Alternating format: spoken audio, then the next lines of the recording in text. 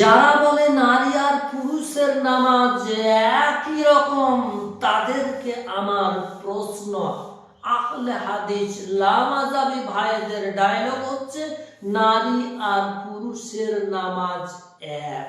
তারা দলিল দিয়ে থাকে যে নবী সাল্লাল্লাহু আলাইহি ওয়াসাল্লাম বলেছেন, তোমরা ওইভাবে নামাজ পড়ো যেমন ভাবে আমাকে তোমরা পড়তে দেখেছো। আর তাদের মূল ডায়লগ হচ্ছে কোরআন আর হাদিস ছাড়া এর বাইরে আমরা কিছু মানি না।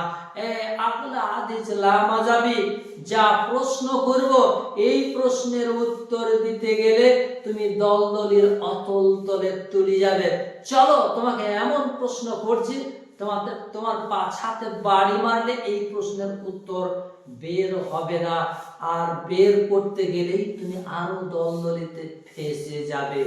তোমাদের ডায়লগ অনুযায়ী তর্কটি কিছুক্ষণের জন্য মেনে নিলাম যে হ্যাঁ, নারী আর পুরুষের নামাজ এক। তুমি মনোযোগ সহকারে আমার কথাগুলো শুনবে। নবী সাল্লাল্লাহু আলাইহি ওয়াসাল্লাম নামাজ পড়ার সময় অবশ্যই টাকনোর উপরে কাপড় রাখতেন। আর আমরা পুরুষেরা নামাজ পড়ার সময়, এমনকি নামাজের বাইরেও আমরা পুরুষেরা টাকনোর উপরে কাপড় রাখি, আর টাকনোর উপরে কাপড় রেখে আমরা নামাজ পড়ি। কিন্তু মহিলারা দেখবেন টাকনোর নিচেই কাপড় রাখে।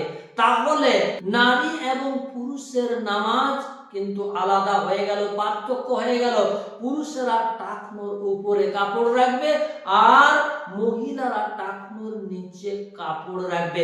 যদি আহলে হাদিস লামাযাবি তুমি বলো নারী আর পুরুষের নামাজ একই, তাহলে তোমার আম্মা জান, তোমার দাদি জান, তোমার খালা জান, তোমার বহিন জান কেন টাকনুর নিচে কাপড় রাখে? নাম্বার 2, তোমরা তো টুপি ছাড়াই নামাজ পড়ে নাও, কিন্তু তোমাদের বাড়ির মহিলাগুলো বা আমাদের বাড়ির মহিলাগুলো অবশ্যই তারা পর্দার সহিত মাথাতে কাপড় দিয়ে নামাজ পড়ে। তোমাদের কথা অনুযায়ী নারী আর পুরুষের নামাজ কিন্তু এখানে আলাদা হয়ে যাচ্ছে, কিন্তু তোমাদের ডায়লগ হচ্ছে নারী আর পুরুষের নামাজ একই। যদি একই হয় তাহলে তুমি তোমার আম্মা জানকে, তুমি তোমার খালা জানকে, তোমার বহিন জানকে, তোমার স্ত্রীকে বলো না একবারে খালি মাথায় নামাজটা পড়তে। তার বেলায় তুমি বলবে না। আর এই দিকে তুমি উল্টো দিকে লোকেদেরকে বিভ্রান্ত করার জন্য বলবে নারী আর পুরুষের নামাজ একই। নাম্বার 3, মসজিদে ইমামতি করে পুরুষেরা।